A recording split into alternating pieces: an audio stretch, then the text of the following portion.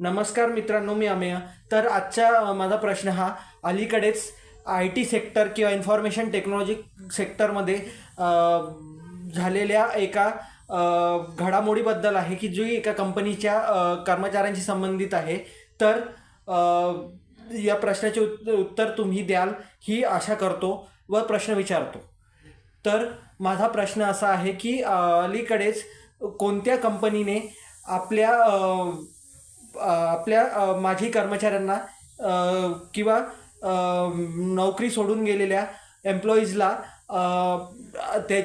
नोकरीच्या वेळी कराराचे पालन करण्यासंदर्भात सक्तीने बजावले किंवा सक्तीने त्याच्याबद्दल पावले उचलण्याचे निर्देश दिले. तर माझे ऑप्शन्स किंवा पुढीलप्रमाणे: इन्फोसिस, TCS, विप्रो की बाप कंपनी.